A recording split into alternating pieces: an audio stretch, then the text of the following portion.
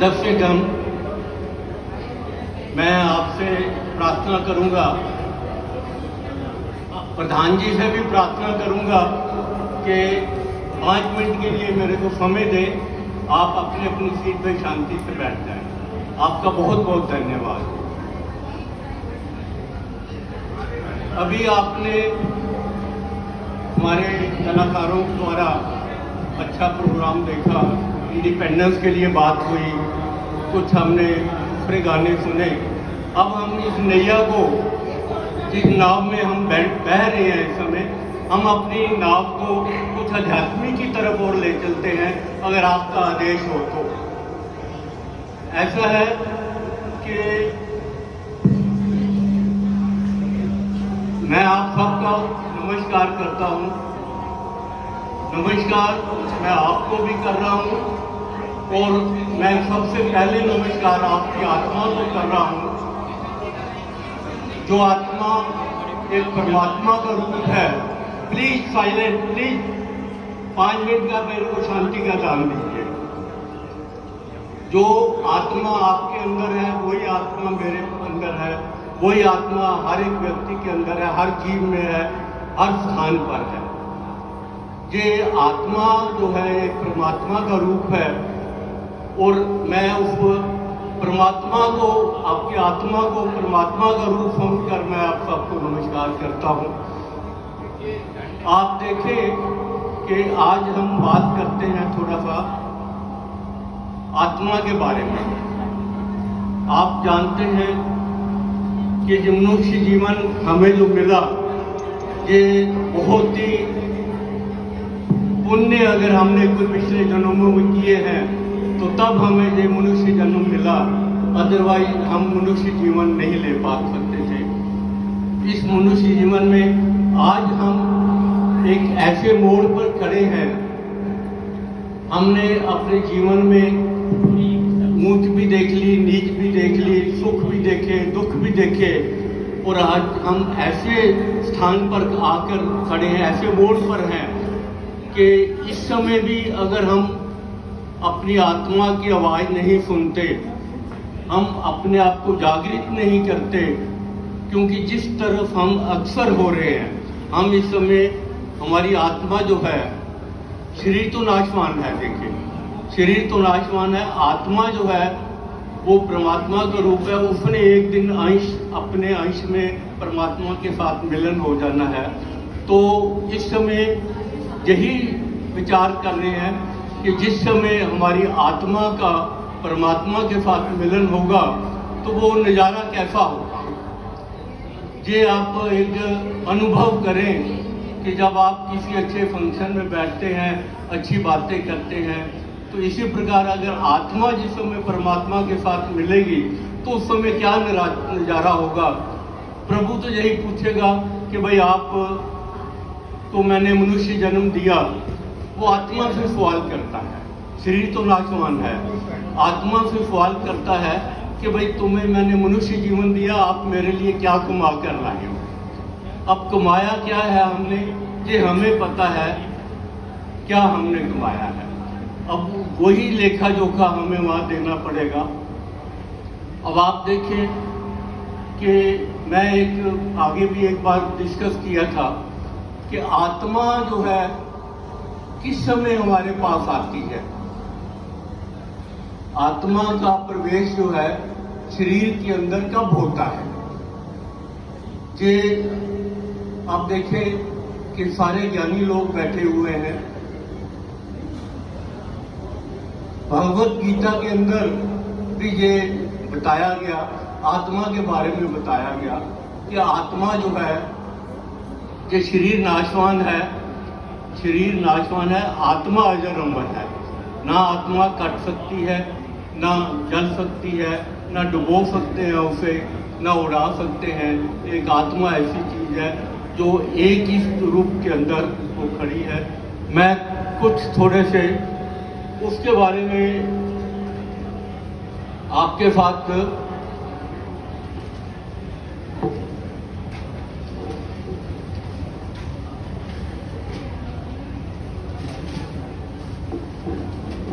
गीता के बारे में थोड़े से कुछ शब्द जो मैंने अपनी तरफ से रखे हैं। वो जो कहते हैं, प्रभु जी कहते हैं, कई बार तू पैदा जान, कई बार मैं प्रगट महान। कौन किसी को मारे आप, कौन किसी को दे संताप, कौन किसी का बंधु जान, कौन किसी संग्रह मिलान। अजर अमर जे जीव पछानो, अजर अमर न काया मानो। जीर्ण वस्त्र छोड़ो जैसे, आत्मा तजे जे काया तैसे। कर्म गति सो जावे भाई, दूसरी काया रे समाई। काटे कटे नजारे जरे, सूखे पवन न डूबे मरे। नित्य सदा ये आत्म जान, ये विचार जो दिन मन था। ये हमारे भगवान कृष्ण ने महाभारत के युद्ध में जिस समय गीता का ज्ञान दिया था, तो उस समय उन्होंने कहा था कि ये आत्मा जो है अजर अमर है, ना कट सकती है, ना डूब सकती है, ना मर सकती है। अब नाशवान क्या है? नाशवान हमारा शरीर नाशवान है, जिसके ऊपर हम घमंड कर रहे हैं। हम इतना घमंड कर रहे हैं अपने आप के ऊपर कि जिसके लिए हम कह नहीं सकते हम ये हैं, हम वो हैं, हमने ये किया, हम ये कर देंगे, हम वो कर देंगे। परंतु ये मालूम नहीं है कि ये शरीर तो यही रह जाना है। अब मैं बात करूंगा कि आत्मा का इस शरीर के अंदर प्रवेश कब होता है। क्या आप में से कोई जानता है कि आत्मा कब इस शरीर के अंदर अपना स्थान लेती है? मैं उन माँ बाप को कोटि कोटि प्रणाम करता हूँ, जिन्होंने हमारा ये सुंदर शरीर बनाकर ये एक पुतला तैयार कर दिया हमारे लिए, जिसमें जान नहीं थी, सिर्फ एक पुतला था। शरीर एक पुतला था जिसमें जान नहीं थी बिल्कुल भी। अब आप देखें कि जिस समय बच्चा पैदा होता है, उस समय भी, पैदा होने के बाद भी उसके अंदर जान नहीं होती। जिस समय हम बच्चा पैदा होने के बाद डॉक्टर से बात पूछते हैं कि भाई हमें ये बताइए कि क्या ये बच्चा रोया कि नहीं रोया। पहला सवाल हमारे क्वेश्चन ये आता है कि बच्चा पैदा होने के बाद रोया या नहीं रोया। तो डॉक्टर कहता है कि हाँ बच्चा रोया। अब मेरा ये विचार है कि ये कहना है कि उसके अंदर प्राण कब आए। क्या प्राण माँ के पेट में ही आ गए? नहीं, माँ के पेट में प्राण नहीं आए। माँ के पेट से जो भी माँ खाती है, पीती है, जो भी वो करती है, पाठ पूजा करती है, उसका अंश जो है नाभि के द्वारा उस बच्चे को पालन पोषण करता है। 9 महीने तक वो उस बच्चे को पालन पोषण करने के बाद ये हमारा मनुष्य जन्म हमें मिला। तो उस माँ का करोड़ों बार नमन है कि जिस माँ ने हमें ये आज वो नहीं होते तो आज हम जहाँ सब लोग बैठे हुए नहीं होते। क्या आप होते उसके बिना? आज हम जहाँ पे नहीं बैठे होते। अब प्रश्न ये आता है कि ये जो प्राण है हमारे अंदर, प्राण कब आए? जिस समय बच्चा पैदा हो गया तो भी हमारे अंदर प्राण नहीं है। क्यों? कि प्राण तब हमारे अंदर आए जिस समय डॉक्टर ने माँ को, बच्चे को डिटैच कर दिया। उसकी नाभि जिस समय काट दी, नाभि काटते ही डिटैच हो गया वो जो है बच्चा माँ के साथ से। जैसे ही वो डिटैच हुआ उसी समय आत्मा ने प्रवेश कर लिया उस बंदे के अंदर। उस बच्चे के अंदर डिटैच होते ही उसने प्रवेश कर लिया और वो प्रवेश करते ही उसके अंदर जान आ गई और आत्मा ने ही शरीर को चलाना फिराना शुरू कर दिया। आज अगर हम बैठे हैं तो आत्मा की वजह से ही बैठे हैं। अगर हमारे अंदर आज आत्मा नहीं हो तो हमारा शरीर नाशवान है, कुछ भी नहीं है। जो 5 तत्व से बना है, पांचों तत्वों में चले जाने हैं और कुछ भी नहीं है। ये माटी माटी में मिल जाएगी, आकाश आकाश में चला जाएगा, पानी पानी में चला जाएगा, आग अग्नि अग्नि में चली जाएगी। और हमारा है क्या? हमारा कुछ भी नहीं। तो उस समय अब एक बार मैंने बात करी थी तो किसी ने प्रश्न उठाया कि भाई बच्चे के अंदर तो आत्मा पहले ही प्रवेश कर जाती है। जिस समय अर्जुन अपनी पत्नी को, अभिमन्यु की बात आती है कि वो गर्भ के अंदर था, तो उसे युद्ध का ज्ञान था कि कैसे उस चक्रव्यूह के अंदर जाना है। तो वो कहते हैं कि जब उसको मालूम था कि चक्रव्यूह के अंदर कैसे जाना है, परंतु वो बाहर निकलने का उसे पता नहीं था। अब जब तक माँ अर्जुन की बातें सुनती रही, तब तक बच्चे के पास वो संस्कार जाते रहे। जैसे ही माँ सो गई, उतना ही उस बच्चे ने सुना। उसके बाद वो बाहर जाने का रास्ता नहीं सुन पाया। क्यों? कि उसकी अपनी आत्मा तो थी नहीं जो सुनती। आत्मा तो माँ के साथ अटैच थी, उनकी शरीर अटैच था। जब तक माँ सो गई, उसके बाद डिटैचमेंट हो।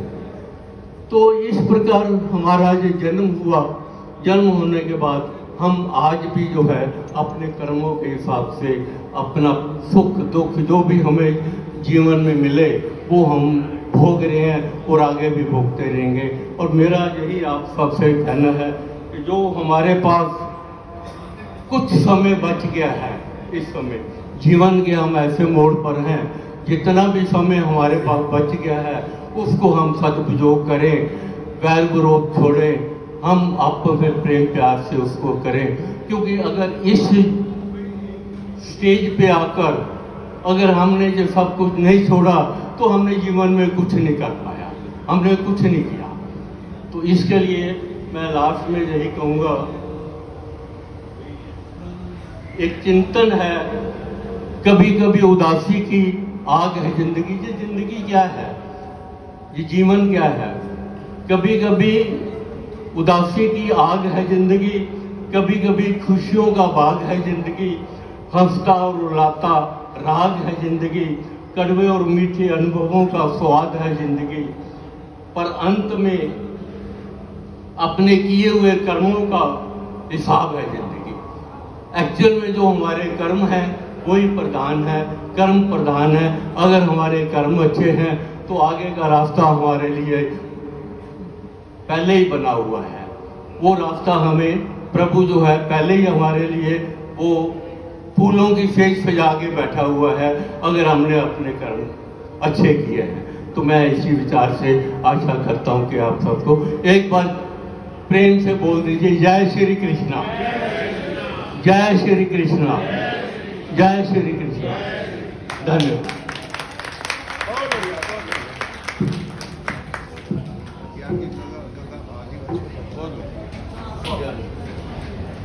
नमस्कार।